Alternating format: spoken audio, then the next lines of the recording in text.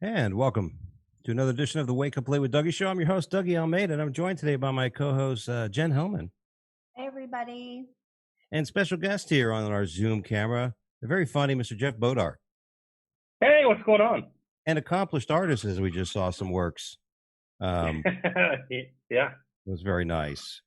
You know, it's good to be talented in a lot of different things, right? I mean, that you ever like write, you ever drawing somebody, maybe a nude or something, and then you came across a funny joke or a premise? Talk about come across. There's several nudes floating around in this house. I don't want to brag, but there's been so many commissions for nudes. I didn't know cats and dogs could talk. Oh, I've had some dogs.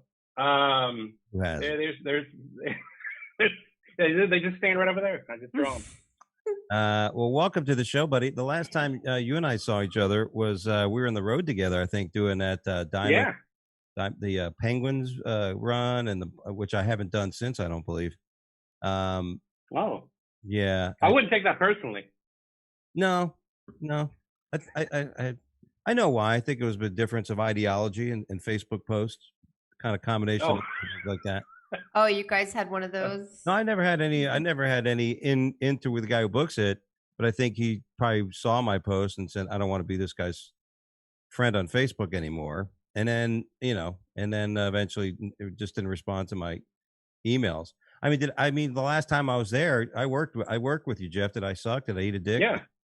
Okay. So. No, not at all. Yeah. You did very well. Yes, you ate shit. Hold on, shit. I'm out of here. Yeah. You were the worst. No, you were great, man. I mean, there was a guy I worked with years ago that, I mean, he was the worst. That you were certainly not that. Oh, thank you. What is that like? What is that like when you work with somebody that like, it's hard, like, especially when that happens. Usually after the shows, people will come up and even say shit, sometimes too, especially if the, let's say the headliner sucks and you did as well as a feature does well, right? Or the feature sucks, it's weird, right? I mean, people come up to you and like, whoa, what the heck was this, Make-A-Wish night or something? Who the fuck, how'd that guy get stage time? Yeah, sometimes it's awkward when, like, if I'm featuring over the years, oh my God, we love you. I'm like, they say it right in front of the headliner. I'm like, oh, I mean, thanks, but kind of a dick move on your part. Or like, even like I worked years ago, I had, Corey Forrester. He's, he and his buddies wrote a book or something. I can't remember. It's something about liberal rednecks coming out of the South. I don't know. It's funny. He's a funny guy. And I had him open for me. And I don't remember the last time I had to work that hard. It was hard work. Yeah. Following him, and he had a couple of people come out. Oh my God, you were great. Well, it was well deserved. He was great. I mean, I it was like work for me sometimes, but that guy's good. That's the challenge. It is kind of a rude thing. That it is a challenge. I mean, listen, that's why anybody just can't call themselves a headliner, because usually when they start doing that, and then somebody comes up ahead of you, and you're sitting there going, oh God, I gotta, I said I was a headliner. I guess I should be able to follow that or anything. That's a tough one. But when you work with when you the work, when that happens, and I've seen that, I've had people, that's embarrassing. Somebody goes up to somebody, hey, you were awesome. We loved you. And then they leave and you're standing there like, no, they go, oh, you were good too. Yeah. Yeah. Oh God, that is the worst. Oh, you were great. And I've never gotten that, but I've witnessed it a lot. I don't want to brag, but I witnessed that a lot. Yeah. At my home club, there's some local people that come out almost every week, and they've seen me literally for damn near 20 years. And they say the same thing every time they see me. Now that they see me headline after the show, they go, getting better. Like, why don't you go fuck yourself? How about that? I'm really good. Like, I don't think they know what they're saying. Well, that's funny you should say that, because I've actually had a conversation with some local comics here about local showcasing. Like, I always felt like I love doing local gigs because you don't have to travel, like we're about to talk about what I got to do tomorrow. But at the same time, you don't want to overexpose yourself unless you're turning over a hell of a lot of material, because a lot of these people that see you in the local clubs have seen you, and it's not like yeah. the completely different 40 minutes, or something like that every 6 months. I mentioned it to friends of mine. I'm like, hey man, you do a lot of shows here, which is great, but you got to be careful. You're going to go overexposed unless you start writing new jokes. You know what I mean? Yeah, but that's a good pressure. I think that's a good thing because I'm the type of person, I need that pressure to write new stuff. Yeah. And it's like, because I do, I mean, I think a lot of comics, myself included, probably get a little lazy, because we do the road so much. You're like, I mean, this stuff works. But then you're like, when you do your home club so much, you're like, oh shit, I better have some, at least, 4 or 5 minutes of new stuff up front or something. So, and I got to work on a new album to come out. So I got a little extra pressure. There you go. I know Jen and I were talking because we did a show on Valentine's Day this weekend, and but you're right. You have to do like my whole big thing's now the dry bar special. Because I had an opportunity. Somebody reached out to me and said I can get you on. I'm like, I don't have 25 minutes of stuff. I think, you know what I mean. I want to put up in that crowd right now. But I could do it because, that's like you said. This is the kick in the ass that it's not going to take that much. To me, if you really just put your head together on it, clean comedy is very easy to write. Absolutely. What's hard to do is sell it.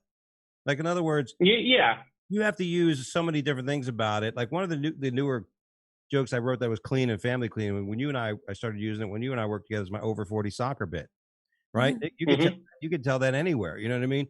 And that's a simple joke, and it's just you know what I mean. It's not like you're a wordsmith. You know what I mean? To put this imagery together. So, but no, I was just gonna say, like, I don't think I'm that smart on stage.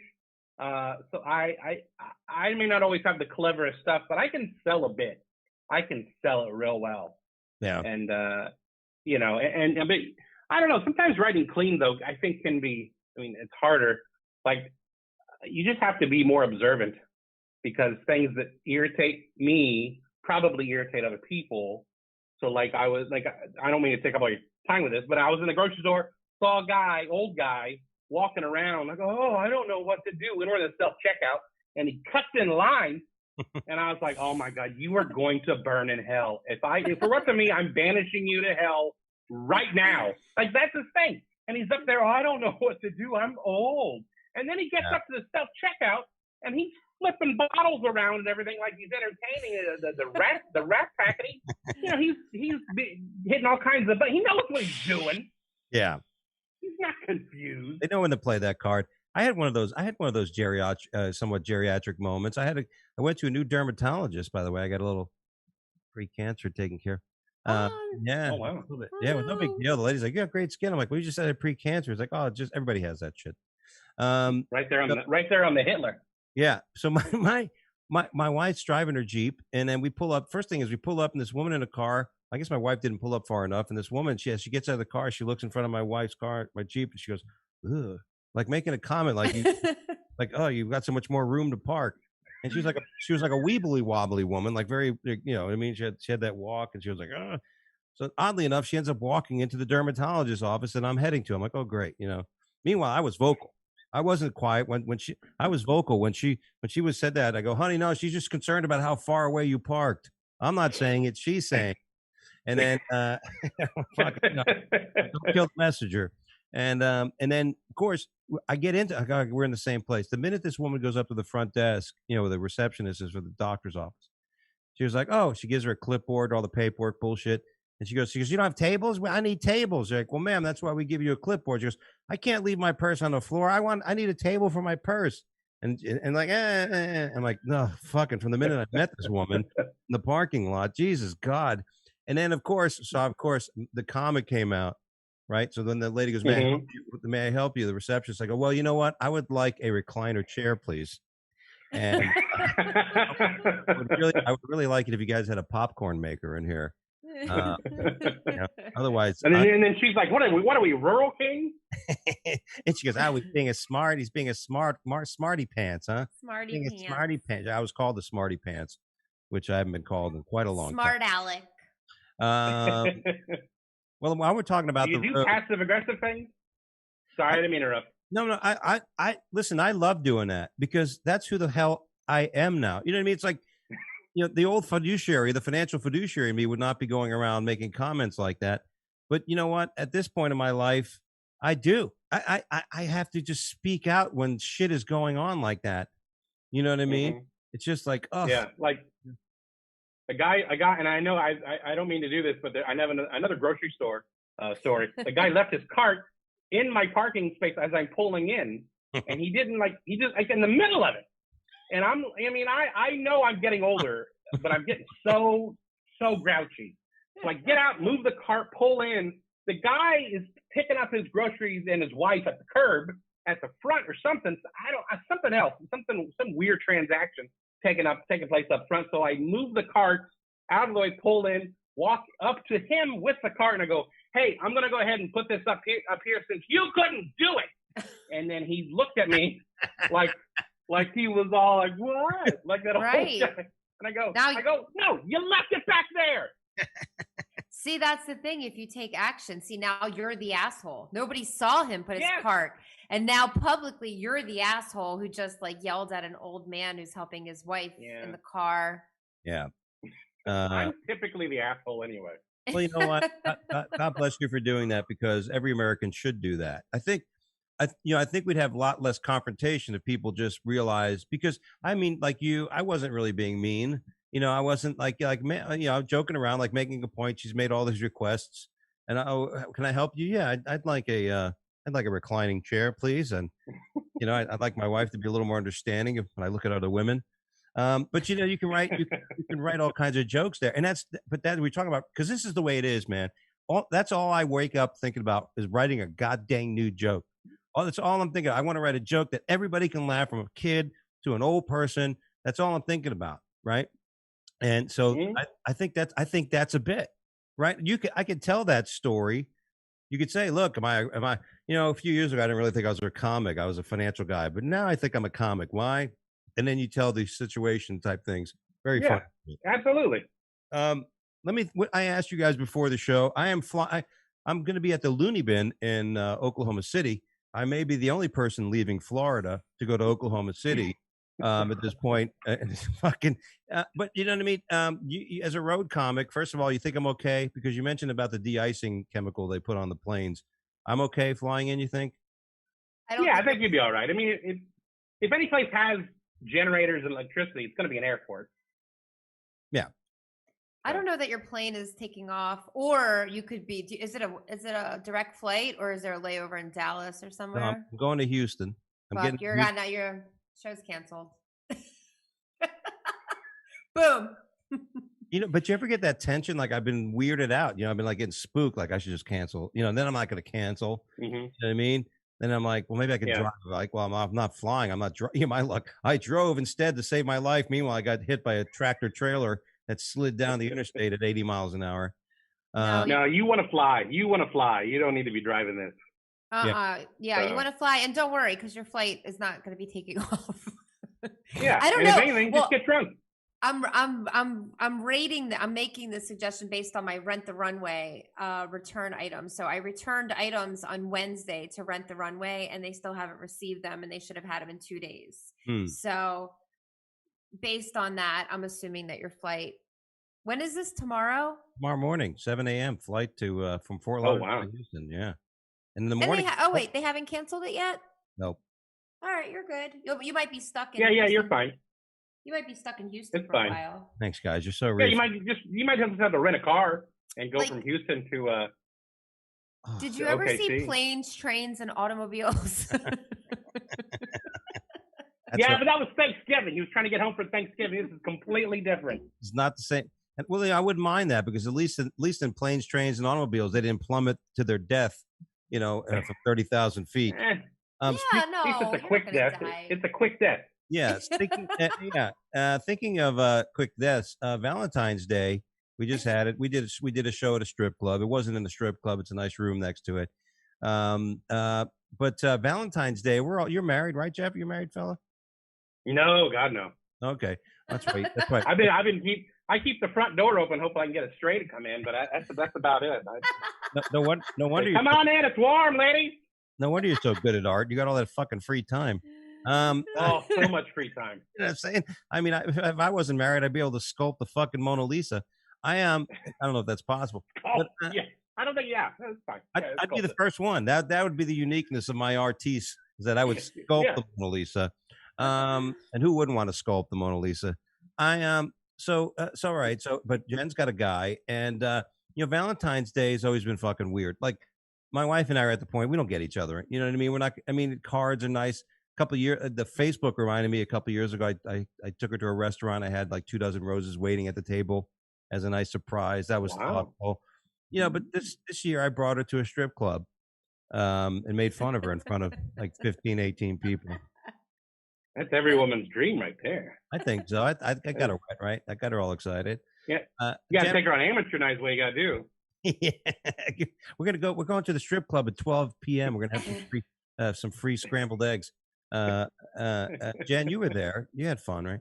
I had a great time. The food was it was a beautiful room, and the food was really good. I'm sure you enjoyed your meal, and that's really, when you've been married, as long as you guys have been married, that's all she really cares about. She doesn't care that it's at a strip club. She's like, did I get food? Did I get dessert? Did I have to pay? Yeah. And I think you checked off all the boxes. I know she got a little nervous at the end of the night because at the end of the show, most of the other comics are outside, and some of them looked like they were a little, I was wondering that. Were they? I don't know. I was wondering. Listen, in all defense to my comedian friends, I did not make that determination, but my wife did. My wife's like, they look a little coked up, and I go, oh, I haven't done it in so long, I wouldn't be able to recognize it. And you know what I'm saying? I'm not that good. I'm not that much of a. I don't have my coke dar anymore. I'm really curious about the separate room. Is it were there like velvet benches with little curtains? So not dividing. Can I explain this? So basically, you have a VIP room that's adjacent to the strip club, but there's this kind of, what would you have described that, Dougie? As it was like a window, but like it was kind of fuzzy. It was like a mirror, but if you looked close enough, you could see strippers on stage. On the outside wall, they made it look like they had windows, but when you looked into the window, you said, "Hey, that my neighbor looks just like me," because there were mirrors, but they had like windows, which is kind of cool because And then the other side was the strip club, where it was like, yeah, and the door would open every once in a while. You'd hear, that feels like I was just right there. It feels like I was at the strip club right now. That's how good you two are. That's the beauty of our artists. Yeah, but so but it was a separate room. In other words, it's almost like a VIP area where people get to go. It's private for the private members. Like I think people have to spend at least 30-50 grand at the club to be able to get in there. And if they want to watch the game or something, it's a lounge, and you bring one of the girls over there. I don't know, who knows what goes on in there. But on Sunday nights when they do comedy, I think it's really I like it. It was real fun. Cool and loungy. And so do you have any bad Valentine's Day stories? Do you have like a really bad Valentine's Day story or something super? Like I'll tell you guys, if you guys think about it, when I was in college, I had a girl break up with me on Valentine's Day. And the reason why it wasn't that bad is because I had a steady girlfriend I was dating anyway. And I always told her that too when she broke up with me. I'm like, I'm going to be over you, honey. I actually have a first, my Saturday night chick. But look at you. Yeah, but I didn't look like this when I was in college. But I had she broke, but so she left me. But she actually this girl, the thing that was tough is that she was great in bed. I mean, we just got started into that part of it a little bit, and she liked the freaky. You know what I mean? And that's when she broke up with you. Yeah, I guess I thought maybe she was testing me with the booty sex, and I was like, yeah, I'll do it. And then hey, maybe I was just too big. Maybe you were too big. Nah, that's not it. I gotta help my buddy out. I bet you were too big. Yeah, for her. Well, she was like an Ecuadorian chick. She was very thin. I think she may have been a boy. Ecuadorian? Did she have wings? So do you, when you get in bed, do you, with a lady, do you go for the laugh sometimes? Like if she asks something, do you go for the laugh? I go for the laugh. Yeah. because Yeah. I can't help it. Like I was in bed with a lady I was dating, and she goes, "What do you want to do now?" And we were naked and everything, you know? And she's like, "What do you want to do now?" And I'm like, "I'll be honest, I'm just happy to be here. I didn't really think I was going to get this far." You want me to start calling But the plays? I've had some. Do what now? You want me to start calling the plays, hon? Yeah. What do you want to do? I'm like, I just want to get in there. I don't care. Just, I mean, I'm not getting on top, but I'll get in there. You know, I want to get in whatever, there. whatever's good for you. You sound like somebody's trying to break into Disney World. I just want to get in there. I've never been to Disney World. I just want the fast pass. So can I get a fast pass? Hold on a second. It sounds like I'll give you a fast pass. Instead of a fast pass, you're getting some cat's ass right now. I know that's my cat. I wasn't going to say anything. I was just going to ignore it. But yes, that's his thing. We can notice. Look at my ass. That's all he does. Look at my ass. Yeah.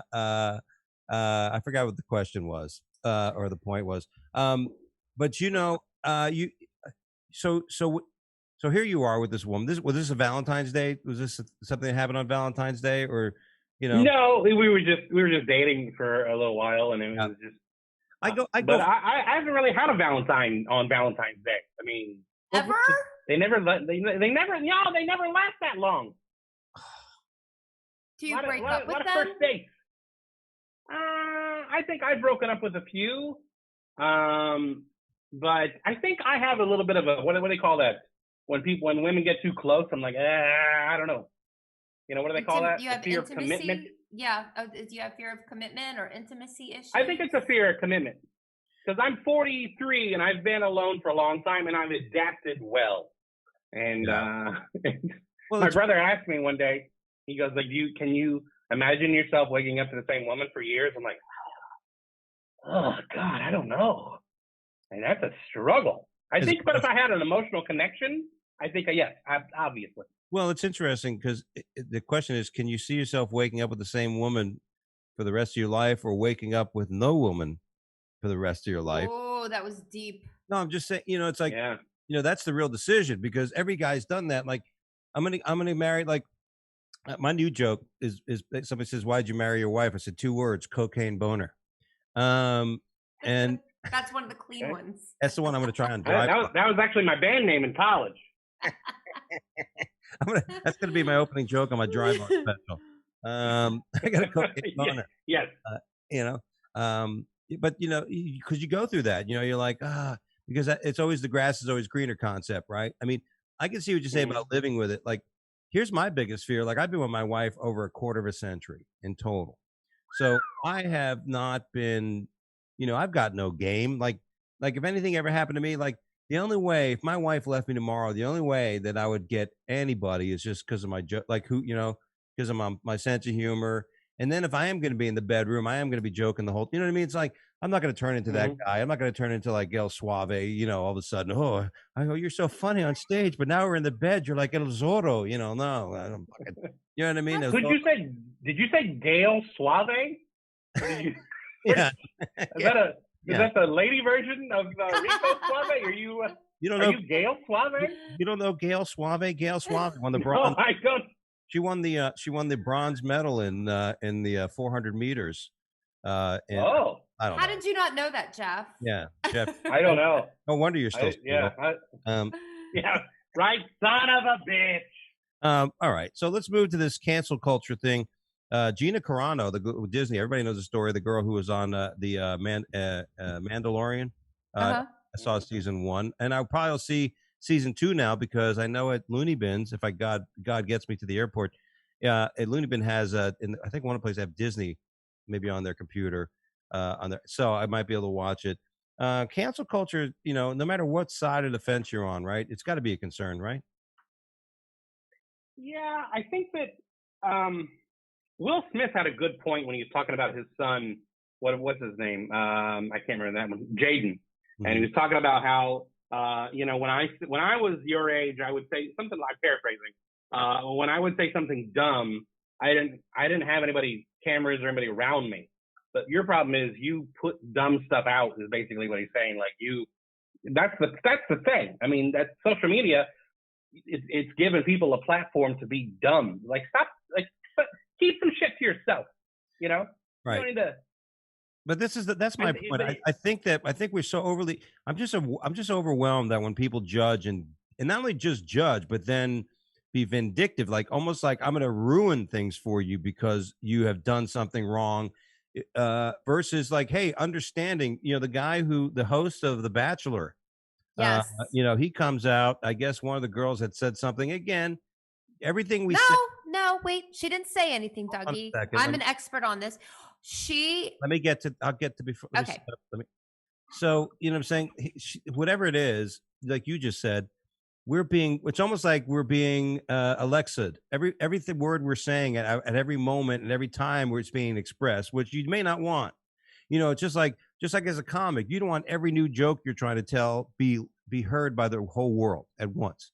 Right. I mean, you don't want the whole world to hear it. You're doing this with a select group of people just to get a reaction. You're not saying this isn't deep and part of my brain and this is how I feel and this is the way I wake up every morning and this predicates my decision process. This is just a throwing out a thought or feeling. You know what I mean? There was a story somebody shared a story on Facebook about a preacher or somebody, a pastor in Miami, who was saying that the vaccine was a tool of the Antichrist. Right? So it's silly, right? As it is. So I wrote a post. I go, here's a thought. How do you know it isn't? Like, in other words, we can all, whatever your faith is or anything like that, is there any proof that it isn't that? You know what I mean? I mean, they could ask the scientists, are you the Antichrist? And if they say no, you're probably good, I guess. Well, no, the scientists are the Antichrist. They're the pawn of it. In other words, if the Antichrist exists, right? It's a wielding of power. Like if you believe in that concept, that means it's not just the Antichrist pops up and is like a gremlin that keeps popping up and fucking with the world. It's a movement. It's like something that's taken a following kind of thing. But my point simply was, is there any proof that it isn't? In other words, if somebody thinks that, as long as they're not taking money and trying to tell them, you know what I mean? All the other kind of horseshit. Mm-hmm. Just because somebody thinks that, it's who do you to tell them that they're wrong? In other words, then that person, hold on a second. Then that person should not take the vaccine. If you fucking think that, don't take the vaccine. Don't take it. And don't tell me, I don't want you to infect me. No, motherfucker, then you take it. If you take the vaccine, you don't have to worry about any fucking asshole like that infecting you, right? So it's very simple. People just jump on. Now, regarding the story, from what I understand, she made a comment, and all this guy, the host, wanted to say was, let her speak. Let her tell her what she meant. Let her say, maybe she can say grace or what it was and maybe explain it. And he got thrown to the fucking wolves. He for did. being understanding and thoughtful and potentially, not quick to judge. No, he made a great point. She didn't say anything. A picture of her, to what you were saying, one of you said about Will Smith. There's a picture of her. She went to a Southern Georgia college. Okay. So she went to college in Georgia, and there's a picture of her and her sorority sisters doing a Southern Belle formal. Yeah. Okay. And so they're dressed in these beautiful plantation dresses, which is part of Southern culture. Follow me here. Okay. I'm not pro-slave. I'm not, just follow me here, but it is Southern culture. Okay. We don't have them dressed up as Southern belles, and the men are dressed up as plantation owners and Black people serving them. There's it's just a formal at a Georgia Southern college, and they're dressed up. It was from 2018. So whether that's right or wrong, I don't know. At the time, she was participating in this event. Right. Chris Harrison was saying to the woman on E! or Extra, whatever, who used to be on The Black Bachelor, is it just not, was it okay in 2018 and it's just not okay now? Which it's not cancel him off a Bachelor. It's like, that's a really good conversation to have. It's not, right. It's not, no, oh my God, Chris Harrison is a racist. Clearly Chris Harrison is not a racist, nor I personally don't find the comment to be a microaggression. It's just, well, it even went a little deeper. She supposedly had some other social media comments about an interracial couple or somebody who's dating a Black guy, and she made some comments about it. And even with that, everybody, even if that, an expression of that is their expression. You know what I mean? If you know, if my mom wanted me to marry a Spanish woman, you know what I mean? In a sense, that's racist, but is it evil? You know what I mean? It's like, No. you know what I mean? It's just a wish. That's the point. Are we going a little too far on this judging thing? You know what I mean? I think it's a case by case basis, don't you think? I mean, it's you kind of have to examine each one. But like if the what's the Mandalorian lady's name? Gina Gina Carano. Gina Carano. Now, didn't she say that she didn't believe in the 3 million Jews that were? Is that the comment she made? I don't believe so. The only thing I read was that she made a reference to the Hitler thing and how the demonization of a whole group of people for the way they believe. Like, in other words, I think it is in relation to, like, if you're going to get mad at anybody who voted for Trump, if that's your criteria for basically saying this person is evil and wrong and doesn't need to have their point ever heard again simply because of this association with Trump, then that's basically the same in that way of being labeled with the, you know, that. And right. I get the comparison. And who the fuck? Here's the thing about one side. Oh, we got to hear about the Hitler reference for 4 years, you know, for every little thing. So to me, that's the hypocrisy of it, which is ridiculous. You know what I mean? Like, one side could say all they want to say about something anytime they want, and now somebody just expresses, oh, let's make some peace with this. Let's try to understand why this person may have said it. Whoa, you're out of here. You know what I mean? Yeah. Very different. I personally find the Hitler comparison, the use of Hitler and Nazi over the past 4 years, I find that comparison really offensive. It makes me like, and over the 4 years, I've posted pictures to show, like, this is what, look at what you're comparing it to. I mean, this was a racial ethnic cleansing that was done by these people, not discrimination. Can I make an actual comparison to Hitler? Pol Pot was a bit like Hitler. Like, in other words, they killed over 3 million Cambodians. Okay, yes. So in other words, it was the same plan. It was the same idea. Just get rid of this whole race of people. You know what I mean? Big numbers, ruthless. So if you're going to compare, there's a comparison. You know what I'm saying? You don't compare one element of something that has a million elements to say it's comparable by one element of a million, and things like that. So it's really concerning to me, you know, this whole thing. Jeff, is there anything that you don't do is there anything you avoid because of, like, we were talking cancel culture, like Chick-fil-A? Yeah, I don't talk, like, I don't know. There's stuff on my first album that I don't talk about. And I really wouldn't now. But you people learn, you know, what's acceptable or not. But when I was doing the jokes, like, for example, I used to do a bit about a gay ghost, and I would say, I can't remember the whole bit, but it was basically, how do you know it's a gay ghost? Because the gay ghost will always jump out of the closet to scare you. So that was the joke. I can't really do that now in good conscience. I just, like, I don't know. I just try to stay away from stuff that's going to make people mad. Like, I've said some dumb shit over the last 20 years that I'm not proud of. Yeah. So, but under the umbrella of comedy. So if somebody comes back at you and says that, how insensitive it was, here the problem is that judging of somebody from years ago, you know, it's this thing about judging somebody's wisdom with current knowledge. You know, this is the problem. This is the doom that humanity is facing when you actually judge the actions of decades ago with the wisdom. Yeah, it's like the Jim Jeffries bit. Have you heard that? Which one? The new Jim Jeffries bit. He's talking about how he's again, I'm going to paraphrase. I'm probably going to mess it up, but the point is, he's like, you can't get mad at me for a joke I said 10 years ago because you told me where the line was and I went up to the line. I didn't cross it, but I went up to it. Now, 10 years later, that's over the line, but you can't get mad at me for then because that's where the line was. You can move the line. You tell me where the line is and I'll go up to it, but you can't get mad at me for something 10 years ago that wasn't over the line. Exactly. So exactly. You know, my mom, you know, my wife could probably, I don't know, she'd probably get mad at me for masturbating in the closet. But when I used to do it when I was 12 to hide from my mom. But now if I do it, it would look a little weird. Speaking of weird, TikTok. Well, that's where she keeps her shoes. Yeah, exactly. Why did my foot get stuck in here? The TikTok challenge, the Gorilla Glue woman. I mean, this is, you know, this is the thing. You know, again, this is Darwinian, right? This is like, first of all, there's way too many people on this earth, and the more they get rid of each other themselves, the better. That's why I said the person who thinks the vaccine is, then don't take it. You know what I mean? Then that's your decision. God will, you make your own decision. The biggest problem I have in life is somebody telling me or judging my decisions. Decisions are hard enough to make in the fucking first place in life. And it's the difference between success and failure is that decision. And not everybody's successful. So with those odds, you got to say people probably make a lot of bad decisions.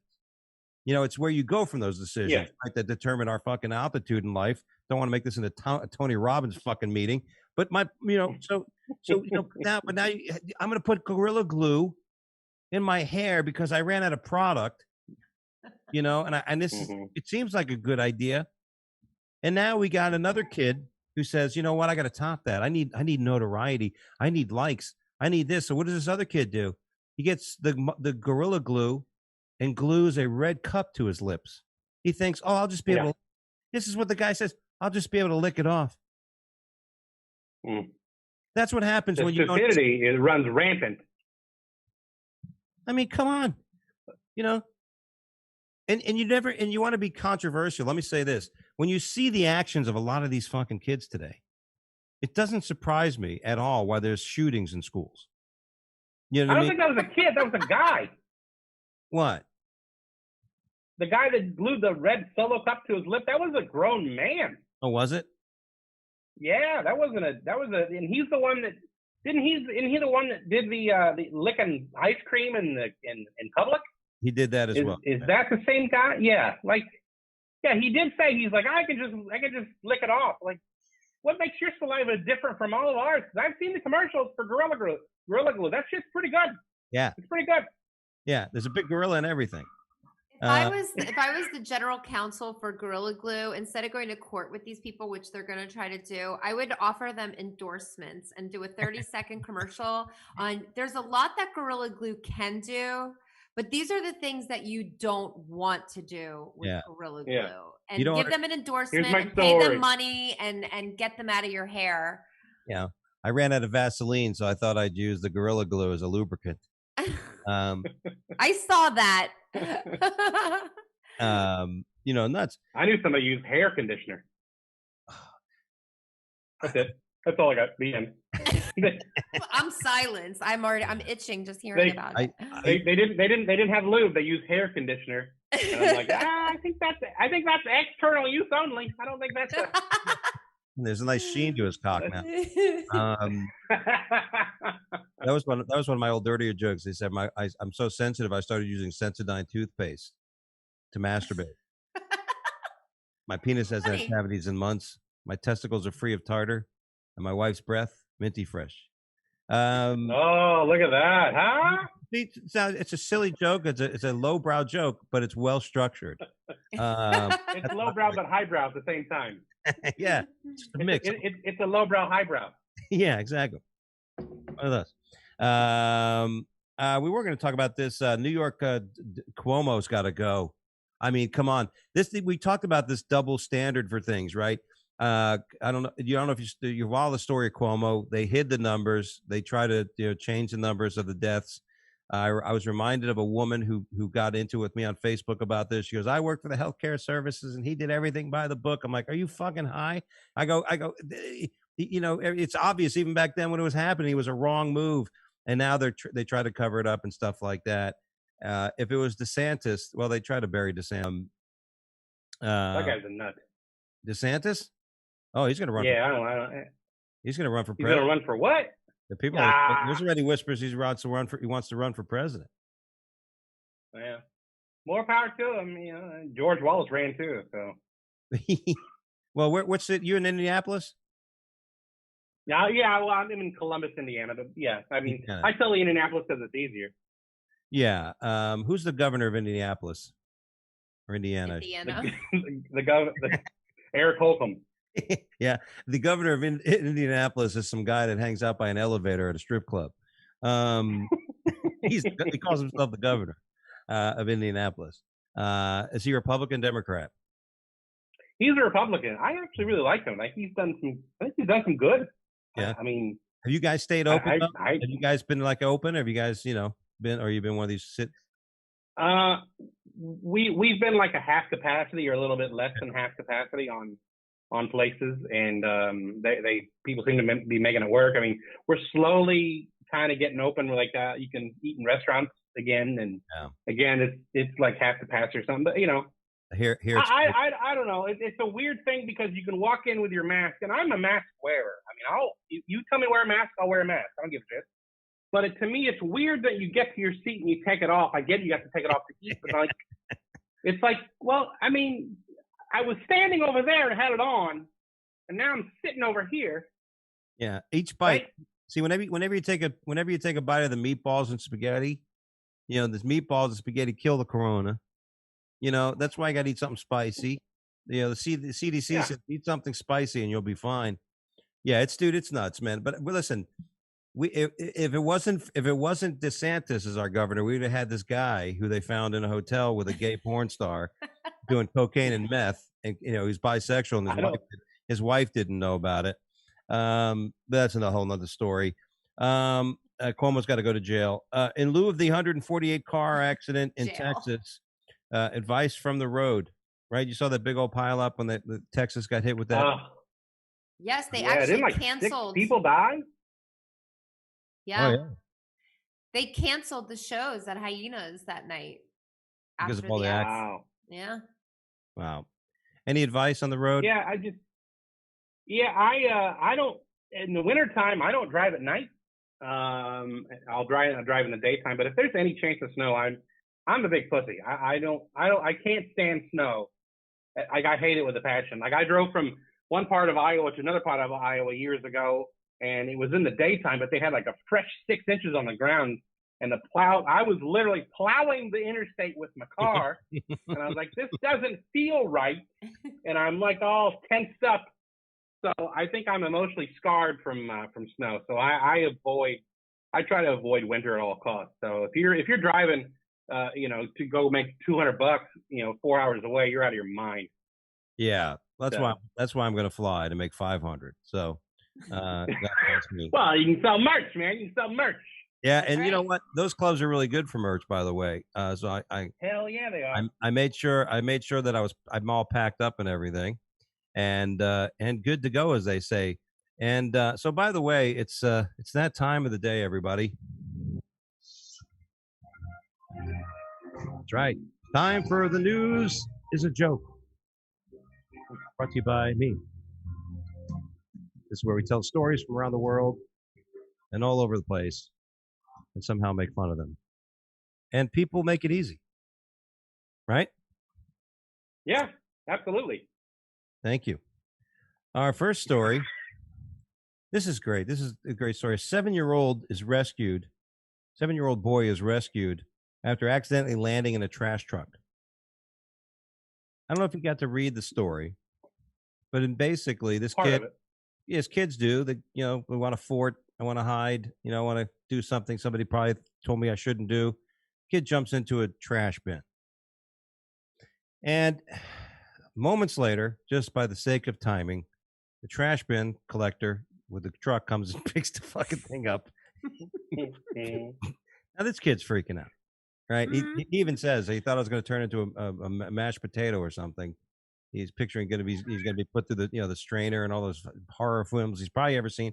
If you're the 7-year-old, what are you thinking when you're in there? Are you screaming like a bitch? What are you doing in that garage? That garbage? Yeah, I'm yelling. I should have stuck to the jungle gym. Cause you don't. I mean, if any kid needs a jungle gym, it's this kid. I knew a girl who fell off the jungle gym, broke her arm. I thought that was terrible, but she wasn't almost murdered.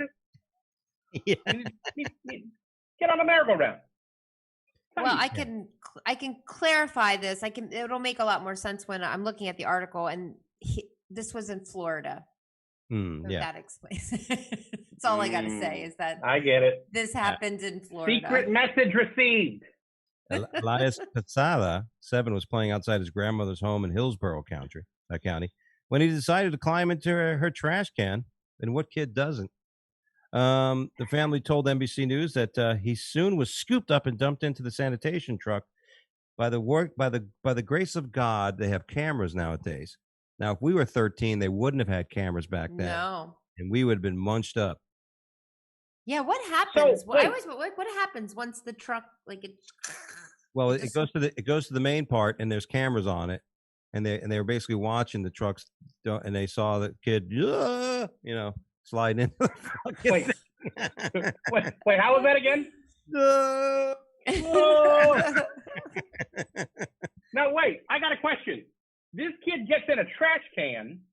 Was this a new trash can, or was this a previously been used for a while trash can? Because don't trash cans typically smell pretty bad? Does he have COVID because he can't smell?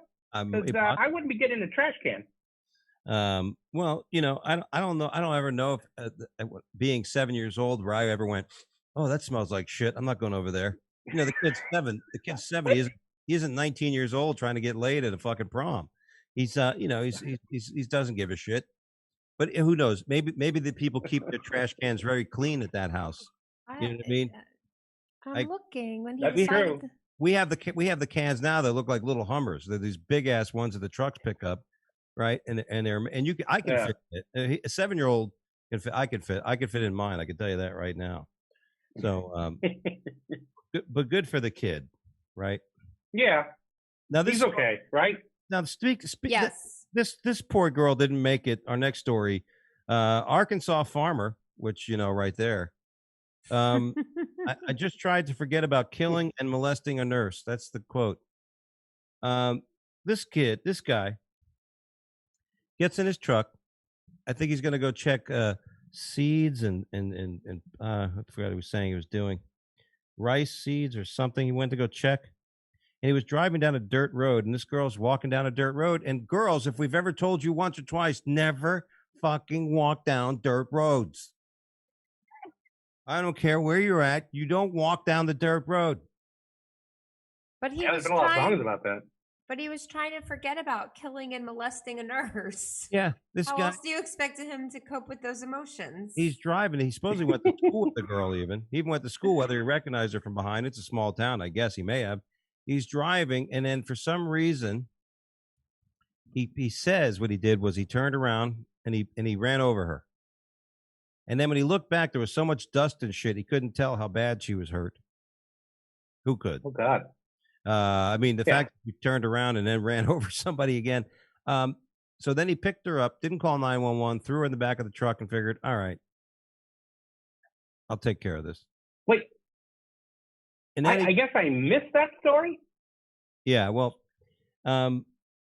he's a married stepfather of 3, and how those kids. I wonder. I'd like to meet those kids. So he ran over her. Figured. Well, she was jogging. Yeah. She was And- out for a jog. Yeah, and he hit her and ran her over, threw her in the back of the truck, and then he figured, okay, you know what? She's probably dead. Let me go dig a hole. Pulls the truck over, digs a big hole, and while he's taking her out of the truck, he goes, "Wow, she's got nice tits." And then he take her shirt off. He what did he say? He goes, I tried messing with her. Yeah, I like that quote. I tried messing with her a bit. I tried messing with her a bit. I tried messing with her a bit. God. She wasn't very responsive. Yeah. And she was playing hard to get back alive. But Did he also end every sentence with "I say"? Did he do that? No, he goes, mm-hmm. Remember that from Sling Blade? Mm-hmm. I just tried to mess with her a little bit. Mm-hmm. I like my victims with some mustard on it, and that's about it. it was great at the end of the story because they told that the guy's wife then left him, of course. Which, what are you gonna do? Yeah, thank God, because sometimes you hear these. Well, she's not going to stand by her man after that.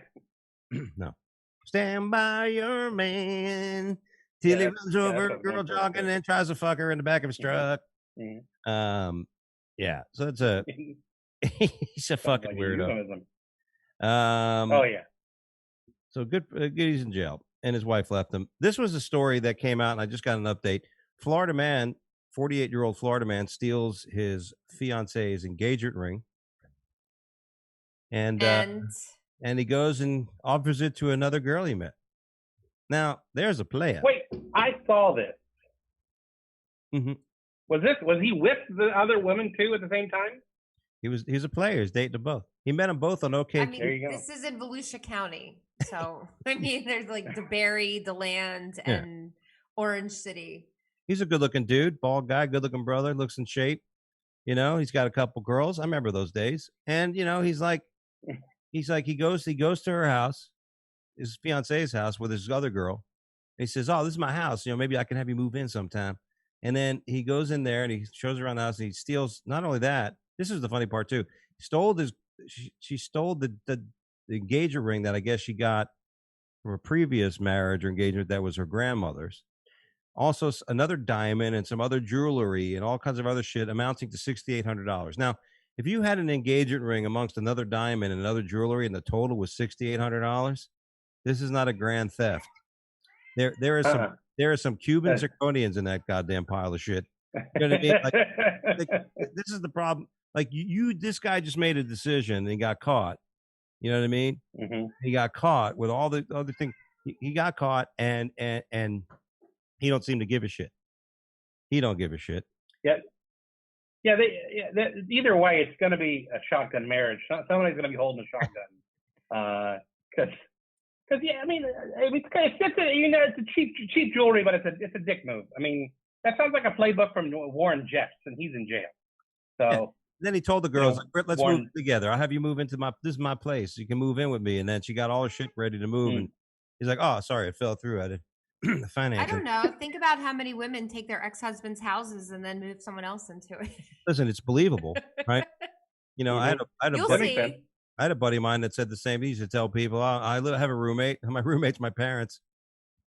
You know, and it was weird. Like when my wife and I first met, you know, I was taking care of my parents in a sense. So, you know, it's like we met. I'm like, no, I don't live with my parents. My parents got to live with me. You know what I mean? Yeah. To be honest. All right. This is my next story. Is teens with AR-15 try carjacking a man, but he thinks it's a toy gun and says, "Fuck off, peckers." This is a great story because young kids, you know, teenagers, go up to the guy, we're going to take your car. They try to carjack the guy, and the guy's like, "Fuck," you know, like, I don't have time for this shit. And I guess at that moment, that's an American story. Yeah, I guess at that moment he's very lucky that these really weren't like real criminals. Like these guys are going to probably end up being chemical engineers. You know, they're going to wake up at one point and realize. I mean, listen. It's you know, I hold people at their highest level. I really do. I believe people could be the best they are, and when they fuck up, I'll also be the person that see that. Right? Do you think that's a good consistency? Like I believe people could be the best they can be. Like I say, I hope for that. But when they fuck up, I'll say, "Hey, man, you fucked up." You know what I mean? Yeah. You know, right? I put you here. You're here. That concerns me. You know what I mean? But what if their goal is to be the best criminal? I mean, well, then we hire them for the FBI and CIA. But these kids are not good criminals. I mean, I don't think they're very bright. If I'm going to carjack somebody, I'm not going to bring an AR-15 to carjack somebody. It's too big. You need something small that you can kind of get up close to someone, hold it against their stomach, give me your keys. I can't sneak up on you with an AR-15. These kids are idiots. That's a great point. I'm afraid you thought this through too much. I feel like you've got something written down in a journal we need to be taking a look at. I may or may not have a manifesto. Listen, Jen's carjacked a few people. I've been carjacked. Yeah. I did. I got held up at gunpoint in a Target parking lot, and ready for this kicker? They couldn't take my car. They got in because they didn't know how to drive stick shift. They didn't know to push in the clutch. And then they had to get out of my car and run into their friend's car and take off. And I got my purse back. That is, thank God. That's awesome. True story. About that. Yeah, the other funny part about the story, you're right, because the choice of gun may have been bad. Because if you're going to go with an AR-15, you definitely want your getaway vehicle to be a scooter. Because that's how they got caught. Is that what? You're right. He took off on a scooter. Yeah, these are beyond amateurs. The police get a call about somebody being accosted with an AR-15 in the parking lot, and here comes Sam and Bill driving down on their scooter, like a razor scooter, or like they're not kicking their leg out as they're push kick.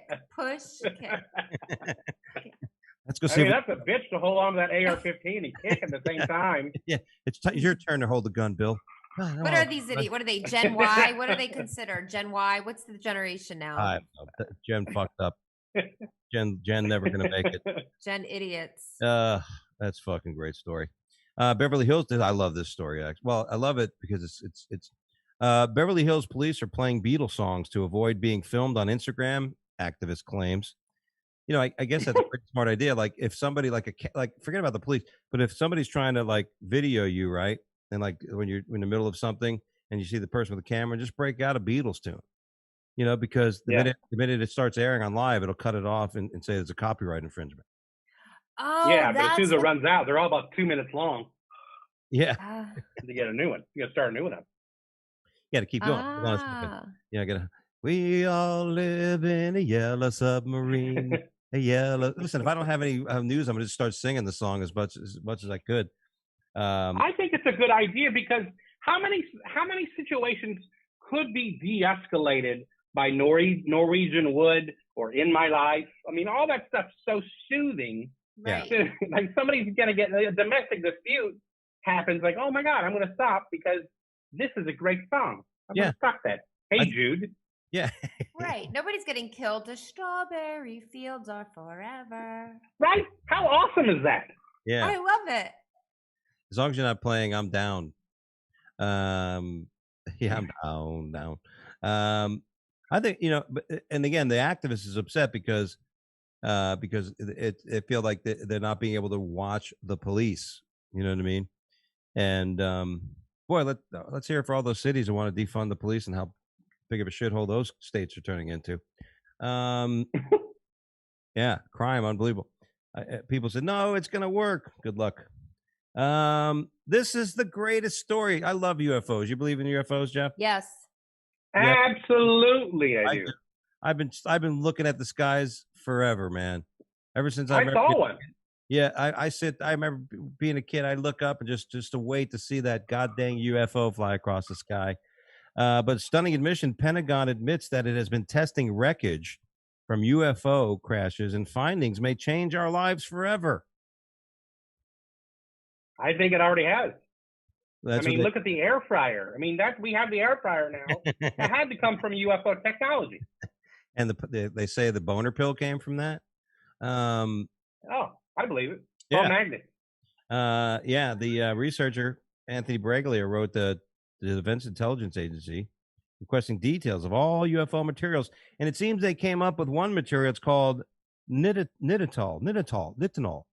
Nitinol is a new element they have found. They have it. It's like a very lightweight aluminum that always finds its way back to its original shape. You can bend it. I've heard about that. Oh, that is cool. You can move it. You can do all this shit, and it'll always go back to whatever the fuck it was. And I probably might. That was. Go ahead. No, go ahead. No, I was gonna say, no joke, but like that when Roswell happened, that one of the witnesses, who was the son of one of the investigators, the investigator brought home a piece of it, and the son talked about he was playing with it, and it was the exact thing what you just described. It was metal that would go back to its original shape. You think the kid rubbed it on his dick? Of course. Had to have. What kid wouldn't have? I mean, hey, take that in the closet. I mean, doesn't everything guys ever come across in their life at least go, I wonder what this will do to my dick? Well, is that lowbrow of me? Is the sci-fi of the UFO highbrow enough that I could bring the lowbrow? Yeah. Because I mean, absolutely. If I had a news station, that would have been my question as the journalist that went out on Studio 51, Area 51. That was a different story. I went to Studio 51. An Area all those 51. Aliens are coked up at Studio 51. Yeah, they crashed because all the fucking disco lights and the disco ball got them confused. Yeah. Oh God. But they say obviously the stealth fighters and all that shit, that material, that new fibrous, like metallic material that they've developed, and all the things is great. I mean, the possibilities are endless. Yeah, and I just want a new iPhone, so hurry up and use that shit on my iPhone. Wouldn't that be great if your iPhone was made of that shit? You could turn it, and then fucking drop it on the ground. And then it just goes right back. Speaking of teenagers could bend it in half and put it in their back pocket without it falling out. there you go. And Right? speaking of that, Right? that kind of stuff, and we mentioned the Antichrist in that story earlier. You guys would be chipped. Would you ever put a chip in your body and never have No. to use your credit cards ever and any of that again? Yeah, I don't care. That's fine. Yeah, You'd be chipped. do what you need to do. Hold on a Yeah, second. I'd like to keep up with that. Jen, out of all the guests we've ever had on the Wake Up Late with Dougie's draw, the first one to ever agree to get chipped is Jeff Bodart. All right. Yeah, I don't want. If I ever get lost, I want to be found and returned to my parents or something. You know. Now, what if, okay, now let me change your perspective on this. Let's say you have a chip in you, because also that chip is going to let them know where you are and what you're doing and Okay. all of those things, because it's a chip. And in What I'm order doing. in order to have all the benefits of what the chip can do, it also has to, you know, it's not for anything, track you. It's with you. And Okay. then With you. there's a mysterious crime. A farmer, I don't know, maybe beats up and rapes a woman running, a nurse. And you just happen to be driving that And day. you happen to be in that same place around the same time, seeing what nitinol does to your penis in the woods. You rubbed it on your cock and it got really big. And you said, you know what? I need to go out and find some And now you're girls." sitting in front of a jury of your peers. Yeah. While who's left? Johnny Cochran, is he dead? F. Lee Bailey, he's in jail. Where? But one of them, Adam They're all dead. Jose Baez, is sitting in front of your jury of peers and going, but his chip tells us that he was right there when it happened. And we have a fuzzy picture of the farmer who, if you go and look at that article and look at the picture, it could be a fuzzy picture of you. I mean, he's got a darker beard and, you know, he's crazy looking, but I'm just saying. Lunatic, but besides. Anybody who knows me knows that I cannot farm. I don't know how to farm. I have an aversion to hard work. I don't know. I don't know that I would be out there. I would be out there looking around. You know, it's like, how much are you, lady? Come on over. I don't know. You know, I got to get the best. I don't know. I think I'd be okay. I think I'd be all right. You know, I don't have anything to worry about. I don't break the law. Right. That's my point. You don't break the law. Now you just got roped into a 2-year trial and your life is on the line and your future is now in the hands of a jury of your peers who think that you're racist because they also tracked your chip to a KKK meeting that takes place right next door to the art store that you go to. And it just happens. Where you get your special paper. Oddly enough, that's paper. What do you, yeah, I do have to get special paper. Not vellum. I gotta get smooth. Your KKK license. Yeah, I gotta get. Yeah, I gotta get the Bristol. You got the Strathmore. That's the king of all the paper. Oddly enough, Jen's right, because members of the alt-right and the Proud Boys use that same paper when they make flyers for their meetings. So, and then Bank of America is going to show all of your, you know, about that, right? Bank of America went and shared without the permission of the bank, of their bank holders. I gotta be honest, I'm really worried what all you have written down. You have too much detail in this plan of yours. It's a 2-year trial. You know, I'm probably representing myself, you know, because nobody wants to come near the chip. Well, you got to get here's the seriousness of it. And we're almost chipped as it is. Our phone goes almost everywhere we are, so it's chipped. If it wanted to, it probably could hear us if it hasn't already. There's something, you know. I refuse to get the Alexa or any of those fucking things in your house. I don't need help. I don't need help turning on the light switch. I don't need her. You know what I mean? I don't need help. My brother-in-law's techie. He's got all that shit. You know, he's got the vacuum cleaner and all that stuff. You know what I mean? And he's like, turn the volume up, turn this. I'm like, just fucking do it. You know what I mean? It's like, you know, that's part of the pleasure of being in my home. I get to walk over there and flip a switch. I don't know. Perhaps I'm such a I'm waiting for Alexa and Siri to get together, and then I can have some technology in the bedroom. Like, oh my God, I'm having a digital threesome. You know, like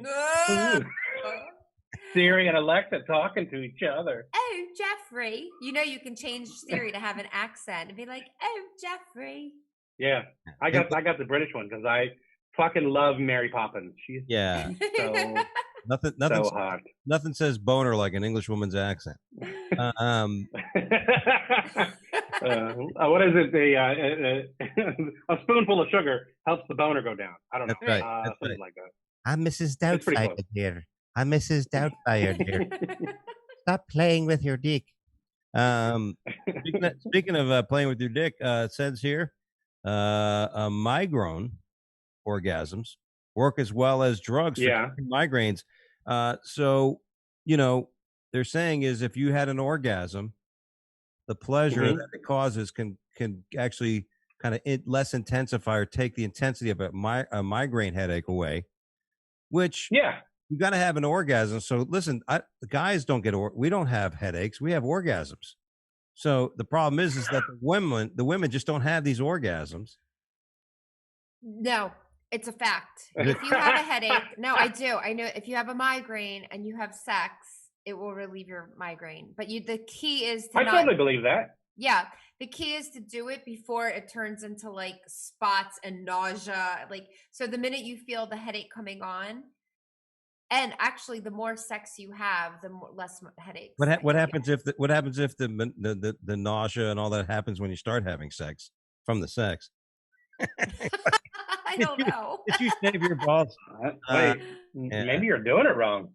Yeah, I don't know, but yes. What if two people have a migraine and then we're like, one of them is like, I could use a hug, and the other one's like, well, I would love to have sex to get rid of this migraine. The other person's like, I really just wanted a hug. Somebody still has a migraine at the end of that thing. I mean, and they're insulted. I mean, they're not gonna get. That person is the reason why you're having a migraine. You know what happens? You know what happens then? Then you go in the other room, you steal the engagement ring, and you go back to that chick you met, and you start asking how her head feels, and you feel much better. Gotta have plan B. You gotta have plan B. Well, that's important if you do have the sex. Then you have the plan B. And it doesn't say that you have to have a partner-induced orgasm. I mean, you could just as easily just. Yeah. Yeah, and that pound of bacon. It's just that easy. You know what I mean? But well, what a good way to finish the show with a finishing conversation about orgasms and how they cure migraine headaches. See, this is how I finish. Actually, sex. I mean, it's like we finished 50 minutes ago, and then we just spent the last 50 minutes talking. Yeah. So that's my finishing move. Yeah, there you go. But hey, buddy, it's so good to see you, Jeff, and see you out there, and keep up your artwork. And I do appreciate your words of confidence in my trip tomorrow, my trek to Oklahoma. You'll be fine. Yeah, in the snow tundra. And when the plane is coming down and flying and about to crash in the ground, I'm going to sit there and go, why did Jeff lie to me? Why did Jeff? Because I'm not going to be thinking about my wife, my family. When the plane's going down, I'm so busy going, that fucking guy told me I was going to be. Oh, that's really nice. I would love to be the person you think about as you're going down to die. Imagine. That's great. So special. But that's so thoughtful. Yeah, you're welcome.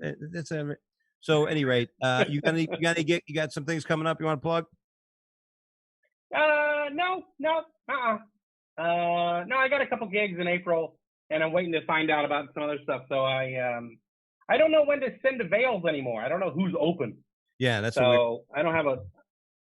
Yeah, I don't know who to. I don't know who to talk to. So yeah, but I got a winery coming up in Castle Finn Winery in Marshall, Illinois, April 24th. So that'll be good. I love that. I've been there 4 or 5 times before. It's a great club. It's a great winery. Nice. They do a show there. Very nice. Yeah, and check out my art, everybody. Check out my art on the Facebook, Jeff Bodart Art and whatnot. Yeah, absolutely. Good there stuff. Jen? I actually am home until the middle of March, and then I'm heading to Philadelphia to the Raven. Did I just do that? The Raven Lounge. Yeah. And then it picks up again. March we'll be busy here in March. Very good. Like I said, I'll be at the Oklahoma City Looney Bin, and next week, God willing, by the way, I'll be there. And of course, I'll be in Oklahoma's Little Rock Looney Bin the week after. Got some dates and Groucho's coming up, but I'm real excited to be at the Laugh Factory hosting for Tom Rhodes in Vegas, March 25th to the 28th, I believe it is.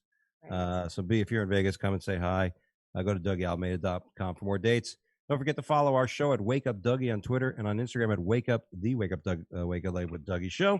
Join our fan page on Facebook to watch this live and all that good shit. And our YouTube, please subscribe to our YouTube. We get like 18 people, so at this pace, we'll probably have 100 people by the time, somebody runs me over in the truck and tries to bang me. I think. But at any rate, we appreciate that, guys. And so we'll bring this back. Chris, when you're around, buddy, we like to say goodbye to our fans. Please check us out all over the place. Do what you can. Absolutely. We appreciate those likes, shares, and comments. They do help us go a long way. There you go. There will not be a show next week because I'll be on the road, or maybe plastered to a airport runway in Houston or in Oklahoma City. But no show next week. We'll be back the first Tuesday of March. Thanks for seeing us, guys. God bless, and we'll see you next time right here at the same spot. Take care.